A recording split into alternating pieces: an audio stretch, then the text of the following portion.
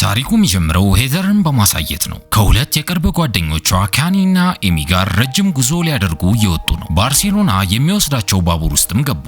መላውን ዩሮፕን ለመጎብኘትም ምርጥ የሆነ አጓጊ የጉዞ እቅድ አውጥተዋል። ሄዘር በተለይ እያንዳንዷን የሚያደርጉትን ነገር በሙሉ በዝርዝር ይዛለች። ባቡሩ ውስጥም ቪክተር የሚባል ወጣት ከጓደኛዋ ኤሚ ጋር በአይናቸው ማውራት ጀመሩ። ኤሚም ተነስታ ወደሱ ሄደች። ሌላም ጃክ የተባለ ወጣት ወደ ባቡሩ ገባ። ከሄዘርና ጓደኛዋ በላይ ያለው የሻንጣ ማስቀመጫ ላይም ወጣና በደረቱ ከበላያቸው ላይ ወጥቶ ተኛ። ግራም አጋባቸው። ካኒም ብዙም ሳትቆይ እንቅልፍ ወሰዳት። ሄዘር ግን መጽሐፍ እያነበበች ቆየች። ጃክም አያትና ሴቶች እንደዚህ አይነት መጽሐፍ የሚመቻቸው አይመስለኝም ነበር አላት። በዚህም ተዋወቁ። በአንዳንድ ጣቶቻቸው ብቻም ተጨባበጡ። ሄዘርም ጃክ እሷ እያነበበች ያለችውን መጽሐፍ እሱም እያነበበው እንደሆነ አየች። ትንሽ አወሩና ጃክ ዞሮ ተመልሶ ተኛ። ጠዋትም ላይ ባቡሩ ባርሴሎና ደረሰ። ጃክም ከሄዘር ጓደኞች ጋር ተዋወቀና ከባቡር ጣቢያው አንድ ላይ እየወጡ ኤሚ ባቡር ውስጥ የተዋወቀችው ቪክተር ማታ ላይ ክለብ እንደቀጠራት ነገረቻቸው። ከጃክም ጋር ተለያዩና ከጓደኞቿ ጋር የተለያዩ ቅርጻ ቅርጾችን ጎበኙ።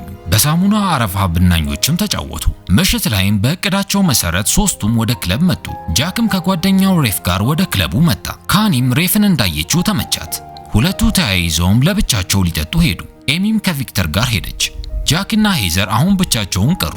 ጃክም ጠጋ አላትና ከዚህ እንውጣ አላት። ሄዘርም ለምን ስትለው እዚህ የመጣሁት አንቺን ለማግኘት ብቻ ነው አላት። ጃክ ምንም አይነት እቅዶችን የሚያቅድ አይነት ሰው አልነበረም። የመጣውም ከኒውዚላንድ ነው። የሚኖረውም የሚያስበውም ስላለበት ቅጽበት ብቻ ነው። ህይወት ወደ መራችው ነው የሚጓዘው። ቋሚም ስራ የለውም። ለመኖር ብቻ በሄደበት ጊዜያዊ ስራዎችን ይሰራል። ሄዘር ደግሞ የመጣችው ከቴክሳስ ነው። ከዚህ ጉዞዋን በኋላ ወደ ኒውዮርክ ሄዳ የባንክ ስራ ለመጀመር ተዋውላን የመጣችው። ጃክም ስለ ሄዘር እቅድ ሲሰማ ፈገግ አለና ተቃራኒ ነገሮች ይሳሳባሉ። ጥሩ ጥንዶች ይወጣናል፣ ብንጋባ ይሻለናል እያላት ካኒና ሬፍም ተያይዘው መጡ።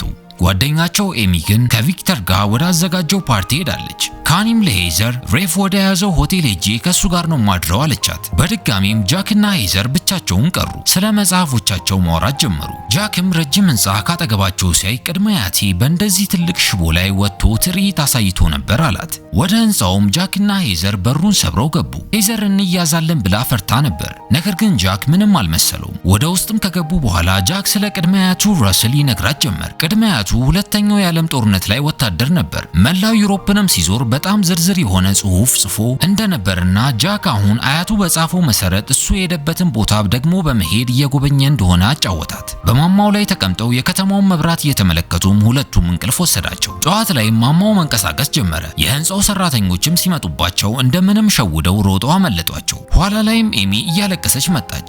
አብረው ያደረችው ቪክተር ንብረቷን በሙሉ ዘርፏት ስትነሳ ተሰውሯል። ፓስፖርቷ ሁላ አልቀረውም። ይህም ማለት ወደ ሀገሯ መመለስ አትችልም።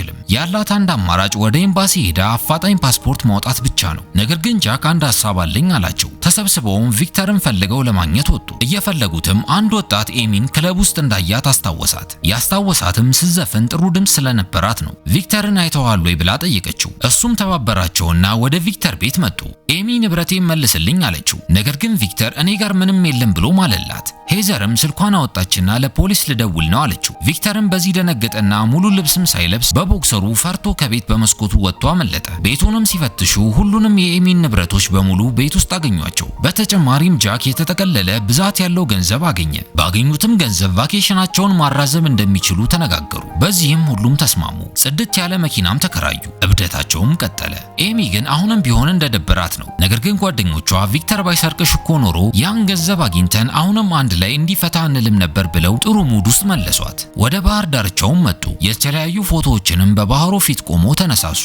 ነገር ግን ጃክ ፎቶዎችን ስለሚጠላ አብሯቸው አልተነሳም። ቀጥለውም ጀልባ ተከራዩና ወደ ባህሩ ወጥተው መዝናናታቸውን ቀጠሉ። ጓደኛቸው ኬኒ ዋይን እንዴት እንደሚሰራ ማወቅ ትፈልጋለች። ስለዚህም በማግስቱ ከሬፍ ጋር እንዴት እንደሚሰራ ሊማሩ ሄዱ። አሁንም ሶስቱ ሴት ጓደኛሞች በተለያዩ አቅጣጫ ተለያዩ።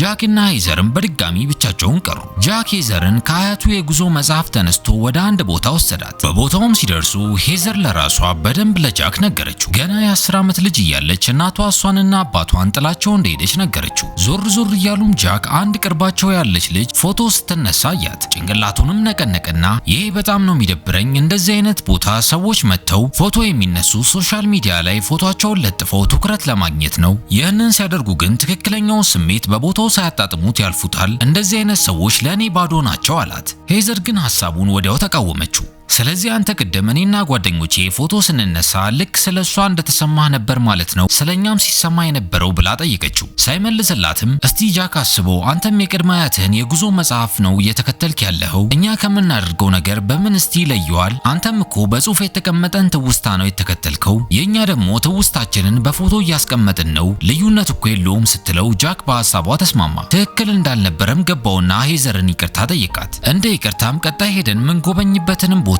እኔ ነኝ ወስድሽ አላት። እሷም መስማማው መኪናውን እኔ መነዳው ከሆነ ብቻ ነው አለችው። መኪናውን እየነዳችም ጃክ ስላለፈ ህይወቱ ይነግራት ጀመር። በኢኮኖሚክስም እንደተመረቀና ጥሩ የሥራ ዕድልም አጋጥሞት እንደነበር አጫወታት። ነገር ግን አንድ መጥፎ የጤና እክል ሲገጥመው ህይወት የማትገመትና አጭር እንደሆነ ስለተረዳ ከዛም በኋላ ለዛሬዋ ቀን ብቻ እያሰበ ስለወደፊቱ ሳያስብ መኖር እንደጀመረ ነገራት። በመጨረሻም መሰናበቻቸው ደርሶ ጃክ ሄዘርን ኤርፖርት ይዟት መጣ። አይኗንም እያያት አሁን እዚሁ ብትቀሪ ምን መጥፎ ነገር ይገጥምሻል? ለአሁን ብትቀሪስ አላት። ሄዘርም ጭንቅላቷን ነቀነቀችና መቅረትማ አልችልም፣ ከ2 ሳምንት በኋላ ስራዬ ይጀምራል አለችው። ነገር ግን ጃክ እንድትቀር ማግባባቱን ቀጠለ። አሁንም ከቪክተር የወሰድነው ቀሪ ገንዘብ አለ፣ በሱ ገንዘብ አሁንም ፈታ ማለት እንችላለን አላት። ሁለቱ የሄዘር ጓደኞችም ውሳኔዋን ሲሰሙ በጣም ደነገጡ። ለአባቷም በቪዲዮ ኮል ደወለችለትና ዛሬ ወደ ቤት ተመልሳ እንደማትመጣ ነገረችው። እሱ ራሱ በጣም ተገረመ። ምክንያቱም ሄዘር ከእቅዷ ውጪ ምንም ነገር ስታደርግ አይቷት አያውቅም። እናም ራስሽን ብቻ ጠብቂ አላት። ቀጥሎም ጃክ የሌሎች ሰዎች ቤት ይዟት መጣ። በሚገርምም ሁኔታ ይዟት የመጣው ቤት ያሉት ሰዎች ጃክን ያውቁታል። ጃክ አንዳንድ ቀን እነሱ ቤት ዝም ብሎ ይመጣ ነበር። ሽማግሌው ሰውዬም የጃክን ቅድመ አያት ያውቀዋል። ጃክ ሄዘር ጊታር መጫወት ትችላለች አላቸው። ነገር ግን ሄዘር ከሃይስኩል ከወጣች በኋላ ተጫውታ አታውቅም ነበር። ቢሆንም ግን መጫወት ስትጀምር ሁሉም አብረዋት እየዘፈኑ ጥሩ ምሽት አሳለፉ። በቀጣዩም ቀን ጃክ ወደ ሌላ ቦታ ይዟት መጣና ስለ እምነቱ ነገራት። ፈጣሪ ከልባችን የምንመኘውን ነገር እንዲኖረን ይፈልጋል። ከኛ የሚጠበቀው ነገር ስለዛ ነገር ሳይሰለቸን እስኪሆንልን ድረስ ደጋግመን ብቻ ማሰብ ነው አላት። ሄዘርም ፈገግ ብላ አየችውና ብቻ አላቅም አለችው። የዛኑ ቀን ምሽትም አብሮ አደሩና ጠዋት ላይ ሲነሱ የተቃለዱ ሳቁ። ቪክተርንም አመሰገኑት። ምክንያቱም ይህን ሁሉ ነገር ሊሆን የቻለው ከሱ በወሰዱት ገንዘብ ነው። ጃክ ጉዟችን እንዲያልቅ አልፈልግም ብሎ ቀድሞ አመነ። ቀጣይም ወደ አምፕሎና መጡ። በቁጡ በሬ የሚሳደዱበት ፌስቲቫል ላይም ተገኙ። ጃክም ውድድሩን ሊሳተፍ ገባ። ነገር ግን ጥሩ ውሳኔ አልነበረም የወሰነው። ትከሻውን ተጎዳ። ሄዘርም ይሄ ጉዳትህ ምናልባት ምልክት ይሆናል፣ ከዚህ በኋላ በሰረቅነው ገንዘብ መዝናናት ቢቀርብን ይሻላል አለችው። በዚህን ሰዓት ጃክ የቪክተር ገንዘብ እንዳለቀ ነገራት። ኋላ ላይም ሄዘር ለጓደኞቿ ቪዲዮ ኮል ደወለችላቸው። እነሱም ሲሪየስ የሆነ ነገር በሷና በጃክ መሃል እንደተፈጠረ እርግጠኛ ናቸው። ሄዘር እቅዶቿንና ስራዋን በሙሉ ወደ ጎን አድጋ ከጃክ ጋር ዩሮፕን እየጎበኘች ነው። እናም ለጓደኞቿ ጃክን በጣም ወድጄዋለሁ ብላ ተናዘዘችላቸው። አክላም ወደ ኒውዮርክ አብሮኝ እንዲመጣ እፈልጋለሁ፣ ነገር ግን ስለዚህ ጉዳይ ከሱ ጋር አውርተንበት አናቅም አለቻቸው። በአንድ ቀንም እየተጓዙ ለጃክ ሆስፒታል ተደወለለትና በምርመራው ውጤት ላይ ልክ ያልሆነ ነገር እንዳገኙ ነገሩት።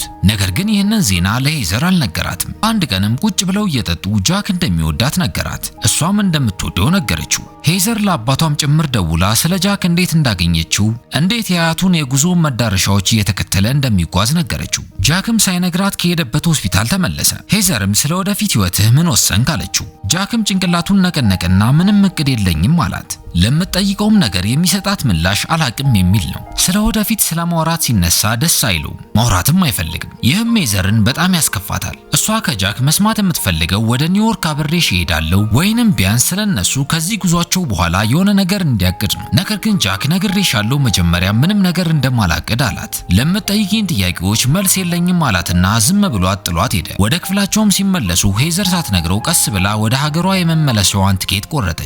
ነገር ግን ጃክ ገባና ሰርፕራይዝ አደረጋት።